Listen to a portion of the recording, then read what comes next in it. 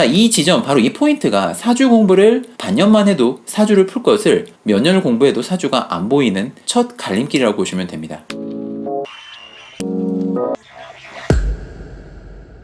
안녕하세요. 대한민국에서 사주를 가장 쉽고 정확하게 알려드리는 사주본 DJ 메타입니다. 자, 오늘도 사교적인 여러분들 반갑습니다. 자, 오늘은 저의 인사말에 대한 부분으로 좀 이야기를 시작해 보려고 합니다. 자, 어떤 분이 댓글에서 말씀을 하시더라고요. 이게 쉽고 정확하다고 하더니 제 영상의 내용이 쉽지는 않다고 말씀을 하셨습니다. 네, 그럴 수는 있습니다. 만약에 사주를 아예 모르시는 분이 저희 영상을 본다면 무슨 이야기를 하는지 모를 수도 있다고 저는 봅니다. 자, 그래서 사실 저는 유튜브를 만들기 시작할 때 아주 그냥 아예 사주를 모르시는 분들을 위해서 기초부터 사주를 볼 수 있게 천간지지부에 대한 이야기부터 해야 할까? 컨텐츠의 방향을 좀 생각해봤지만, 그러니까 그런 부분에 대한 건 조금만 찾아봐도 금방 찾아볼 수 있는 내용이라서 지금 당장 급하게 해야 할 건 아니라고 생각했습니다. 제가 아무래도 가장 중요하다고 생각한 부분은 이 논리가 굉장히 정연하게 딱 떨어지는 이 사주 명리학이라는 학문을 누군가 공부할 때 제가 과거에 겪은 것 같은 시행착오를 겪지 않고 많은 사람들이 사주 명리학이라는 학문을 정확히 알아가고 누구나 사주를 볼 수 있는 수준까지는 아니지만 최소 사주를 제대로 못 보는 사주 상담가들과 상담으로 인해서 발생되는 피해는 없도록 사주란 어떻게 만들어졌고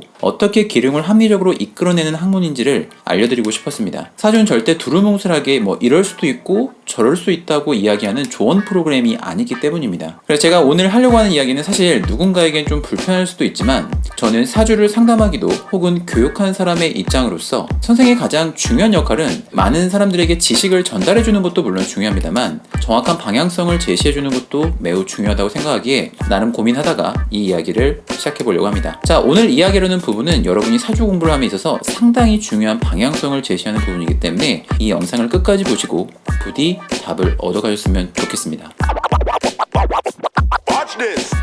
제가 유튜브를 오래 하진 않았지만 지금껏 만든 제 영상을 통해서 사주를 제대로 보는 것은 어떻게 보는 것이고 사주를 통해 인간의 부귀와 기륭을 판단하는 방법적인 부분에 대해서 계속 이야기를 해오고 있습니다.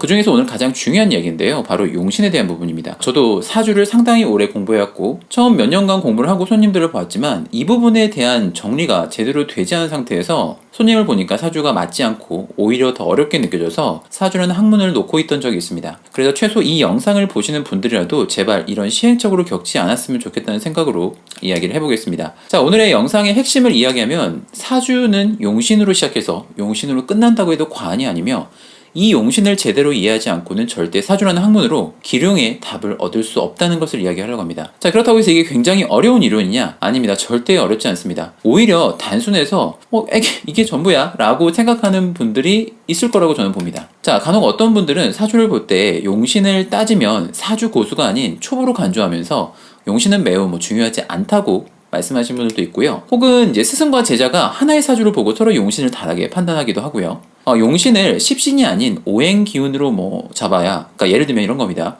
화로 잡아야 한다. 용신을 목으로 잡아야 한다. 이런 이야기를 한다거나, 혹은 억부나 조우용신까지는 제가 들어본 것 같은데 최근에 들어보니까 중화용신, 고림용신 이런 말도 안 되는 것들을 마치 용신의 종류인 것처럼 이야기하는 것을 본 적이 있는데요. 여러분들도 만약에 제대로 용신을 이해하고 사주를 해석할 줄 아는 상태에서 방금 이런 이야기를 들으면 이것들이 얼마나 황당한 이야기인지 알 거라 저는 100% 확신합니다. 자, 그냥 취미로 사주를 공부하는 입장의 사람이 이런 이야기를 하면 그냥 그런 사람인가 보다라고 이야기할 수 있겠지만 실제로 손님에게 금전적인 대가를 받고 사주를 상담해주는 사람이 이런 이야기를 한다면 정말 심각한 문제라고 봅니다. 그러니까 심하게 이야기해서 앞에 제가 말씀드린 것처럼 용신에 대한 이야기를 하는 분이 있다면 그 사람은 사주 명리학으로 상담을 해주고 있는 게 아니라고까지 말을 할 수 있습니다. 그냥 사주 명리학이라는 포장지를 댄 핵심 없는 말장난 뿐입니다. 왜냐하면 용신에 대한 텍스트가 정확히 정리가 되지 않았다면 절대 사주 8글자를 기준으로 다가오는 대운과 세운의 희기를 가릴 수가 없다는 것을 저는 몸으로 너무 잘 알고 있기 때문입니다.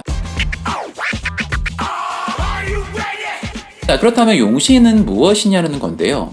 말 그대로 쓸 용자에 귀신 신자를 쓰는 건데요. 여기서 신은 사주에서 십신을 의미한다로 이해하시면 됩니다. 절대 목이나 화 이런 식으로 오행이 용신이 되지 않습니다. 자, 사주라는 건요, 나라는 사람의 보이지 않는 길을 글자로 표현한 것이죠. 이 사주 8글자 중 월지를 기준으로 용신으로 삼고 이 월지에 암장되어 있는 지장간이 천간에 투출하면 용신으로 쓰는 이 방법을 우리는 흔히 격국 용신이라고 하는데요. 우리나라 사주 명리학에서는 이 월지를 격으로 삼는 용신법 외에 존재한다는 게 가장 큰 문제입니다. 제가 이 영상의 썸네일 제목을 사주를 볼 때 아는데 모르는 것이라고 붙이는 이유가 이것인데요. 사주를 공부하다 보면은 격국용신은 무조건 배웁니다. 자, 그러나 저도 그랬지만 그냥 이게 많은 용신법 중에 하나인 줄 알고 그냥 가볍게 넘겨버리고 다른 곳에 집중을 합니다. 자, 이 지점, 바로 이 포인트가 사주 공부를 반년만 해도 사주를 풀 것을 몇 년을 공부해도 사주가 안 보이는 첫 갈림길이라고 보시면 됩니다. 자, 사주를 해석하는 용신법은 흔히 알려진 격국용신법, 월령 즉 월지를 격으로 삼아 사주의 기륭을 성격과 패격으로 논하고 운의 희기를 논하는데 이게 용신법의 전부입니다. 자, 보통 사주를 공부할 때 용신법은 억부용신, 조우용신, 격국용신, 병양용신 이런 식으로 지금 제가 여기다 적어놨는데 이런 식으로 굉장히 많은 여러 개 용신이 있는 것으로 알고 그 중에 격국도 잠깐 배우는 걸로 보통 그렇게 됩니다. 사실 이 사주의 용신은 이 월지를 따지는 격국용신 이게 전부입니다. 자, 그렇다면 이 격국을 제외한 이 많은 용신법들이 왜 당연시하게 여겨졌는가 이것도 한번 생각을 해봐야 할 것 같습니다. 자, 그러려면 사주 명리학의 역사를 좀 잠깐 살펴봐야 하는데요. 자, 우리가 지금 배우고 있는 명리학은 송대 이후 서자평 선생과 서대승 선생에 의해 만들어진 이리주의 자평 명리학입니다. 자, 그 전에는 태어난 연을 중심으로 나부 모형인 것을 살피는 삼명학 책이었습니다. 아직도 그 흔적이 남아있긴 한데요. 보통 신살이라든지 가피아파토 이런 진호행 같은 것들이 대표적인 겁니다. 자, 그러나 이리주의 자평 명리학으로 넘어오면서 월령, 월지를 중심으로 삼는 사주 명리학의 체계로 변화였고요. 지금까지 이어져 내려오고 있습니다. 자, 그래서 용신에 대한 내용은 우리가 사주를 공부하면서 꼭 보게 될 명리학의 텍스트라고 할 수 있는 연애자평, 그리고 자평진전, 삼명통해, 적천수 등을 보게 되면 용신의 정의가 나와 있습니다. 참고로 연애자평은 이리주의 자평 명리학의 시족격인 연애와 연원을 합본하여 만든 책인데 연애자평에도 분명히 월령이 제강, 즉 명의 기준이고 명을 살필 때 월령을 살피고 월령에 비교하여 살피라고 이야기가 나와 있습니다. 실제로 연애자평을 보게 되면 모든 명조를 이야기할 때 해당 격국에 대한 이야기를 중심으로 나머지 글자를 풀어가고요. 이 책 어디에도 억부용신, 조우용신 이런 말이 없어요. 그리고 사주 명리학의 풀이 답안지를 제공한다고도 볼 수 있는 심효천 선생의 자평진전에도 월지에서 용신을 구하지 않는 것은 망령된 것이며 가짜를 취하는 것이라고 분명히 나와 있습니다. 그리고 나서 각 격에 대한 풀이 방법이 나와 있습니다. 즉, 이 이야기는 그렇습니다. 사주의 월지가 무엇이냐에 따라서 그 사주의 모양이 정해지는데요.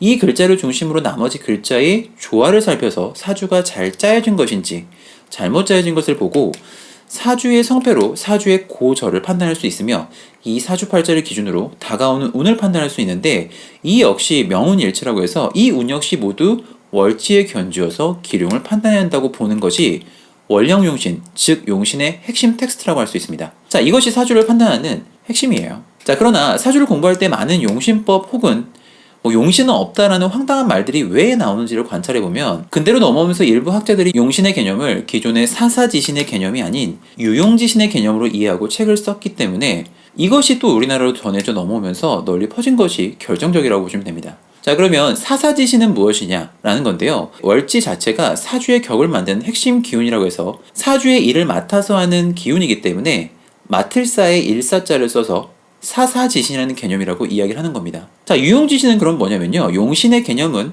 내 사주에 필요한 기운이라는 개념인데 이게 대부분의 사람들이 이해하는 용신의 개념으로 잘못 알려져 있습니다. 그래서 내 사주에는 이런 목기운이 필요하니까 이런 나는 목이 용신이다 라는 말들을 하시는데요. 사실 이 필요한 기운은 용신을 중심으로 희신 혹은 자평진전에선 상신의 개념이라고 볼 수 있는데 이것이 용신으로 오인하고 온 데서 오는 문제는 매우 심각합니다. 용신의 정확한 텍스트를 모르고 사주를 풀 줄을 모르니까 결국 사주를 놓고 할 말이 없으니까 천을귀인이 어떻고 도화살이 어떻고 혹은 재가 많아서 부자가 되겠다 혹은 사주에 토기운이 많아서 이렇다는 1차원적인 심리 테스트 같은 말들을 사주 상담이라고 하고 있고요. 더 심하면은 자기가 손님에게 돈을 받으며 상담을 하면서도 사주는 결국 안 맞으니까 그냥 노력을 해야 한다고 하는 황당한 일들이 벌어지는 겁니다. 저는 이 영상을 통해서 여러분들이 딱 한 가지만 얻어갔으면 좋겠습니다. 자, 사주는 월령 즉 월지로 보는 겁니다. 이것을 먼저 보고 나머지 글자들의 작용을 보는 것이 사주 명리학이에요. 절대 억부, 조우, 통관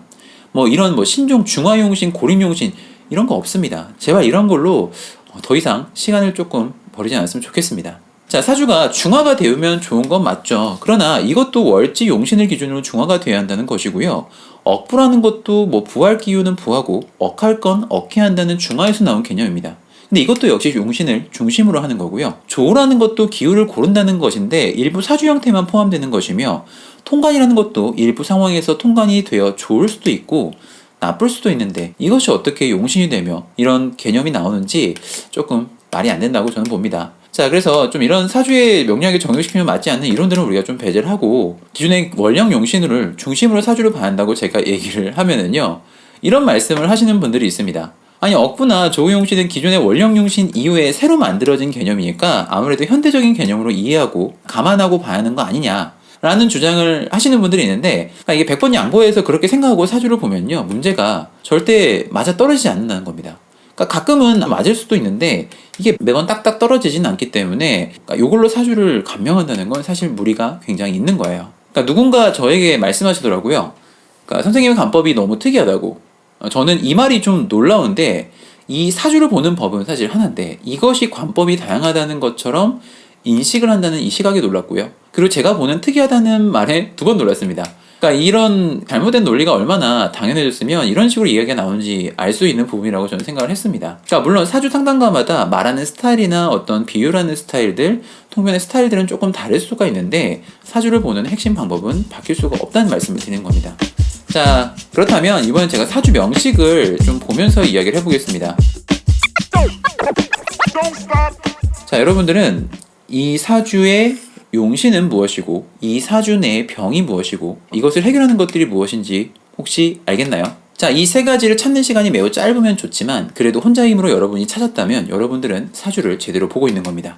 자, 그러면 사주를 해석하기 전에 사주 주인에 대한 잠깐 소개를 하자면, 제가 며칠 전에 상담을 한 분입니다. 그러니까 나이가 지금 어린 학생인데요, 제가 이제 학생과 직접 상담을 한 건 아니고 어머니와 상담을 했고 아마 이 영상을 보고 계실 거라고 봅니다. 자, 이 학생의 어머니는 아이의 사주가 매우 특이하다고 생각해서 실제로 이제 중학교 이후로 좀 공부가 많이 떨어졌고 해서 상당히 사주를 많이 보러 다녔다고 합니다. 근데 어딜 가든 사주에 뭐 화기운이 너무 많아서 혹은 제가 너무 지금 약하기 때문에 뭐 귀하기는 힘들다 뭐 이런 얘기를 들었다고 해서 뭐 이런 뭐 무병존 뭐 이런 사주가 조금 뭐 사주가 세다고 뭐 이런 얘기를 들어서 어머니께서 나름 사주를 공부했는데도 답이 나오지가 않아서 저희까지 오신 분입니다. 그래서 저는 내년 고3 때 갑진이 오게 되면 좀 입시에선 힘들 수가 있으니 그 다음해인 을사부터는 좀 그래도 더 좋은 결과가 나올 수 있으니까 너무 조급하게 생각하지 말라고 말씀을 드린 분인데, 제가 왜 그렇게 봤는지 이야기를 한번 해보겠습니다. 자, 우리는 딱 사주를 보자마자 용신부터 확인을 해야 합니다. 그러니까 간혹 용신을 찾는다고 하는데, 아니 눈앞에 바로 있는데 찾는다는 건 좀 말이 안 맞죠? 그냥 확인하는 겁니다. 이 사주는 월지가 4월에 태어난 무토이기 때문에 이 지지 용신은 사화 편인입니다. 자, 그래서 지지는 이 사화 편인을 중심으로 보는데, 자, 편인은 길신이기 때문에 다치거나 합거가 돼서 날아가 버리거나 하지 않는다면 이 사주는 귀하게 될 수 있다는 걸 우선 기억을 해야 합니다. 자, 현재 지지 구조를 보게 되면은요, 일지에 있는 이 오화와 시지에 있는 오화는 전혀 문제가 되지 않죠. 인성에 같은 인을 만나는 건 문제가 없습니다. 자, 그렇다면 연지에 있는 이 술토 비견은 어떨까요? 술토가 이 지지 상신, 즉 우리가 이제 희신이라고 하는 존재인데 이 사주의 약이 될 존재입니다.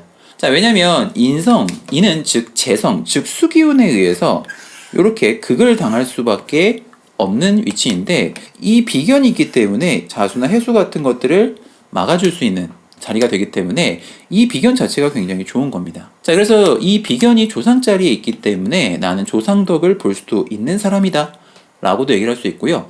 또 비견은 우리가 형제나 보통 동료, 뭐 라이벌들이나 이런 사람들 통해서 재로 인한 문제를 벗어날 수도 있다 라고 우리는 이야기할 수 있습니다. 자, 근데 하나 아쉬운 게 있죠. 이 비견이 비록 상신의 역할은 하지만 너무 많은 화기운에 의해서 궁성이 닫히고 있습니다. 그러니까 제가 다른 영상에서도 이야기를 드렸지만 지지에서는 많은 기운에 의해서 하나의 기운이 닫히는 케이스를 언급한 적이 있는데 이것도 같은 케이스입니다. 자, 그래서 나는 비견덕을 볼 수도 있지만 실제로 비견과는 연이 좀 떨어지는데, 실제로 제가 어머니께 그대로 말씀을 드렸더니 실제로 친구 관계를 좀 많이 어려워하는 친구라고 확인을 해주셨습니다. 자, 그러면 이제 천간 구조를 한번 좀 보도록 하겠습니다. 천간은 월지 장간에서 투출한 기운이 있다면 모두 용신으로 쓸 수 있습니다. 그래서 이 사주 같은 경우는 현재 사화에는 무, 경, 그쵸, 병이 들어 있습니다. 그래서 지금 현재 이 무토는 어차피 비견이기 때문에 용신으로 쓸 수가 없음을 알고 계셔야 하고요. 천간에 경신금이 뜨거나 혹은 병정화가 뜨게 되면은 용신으로 쓸 수 있는데,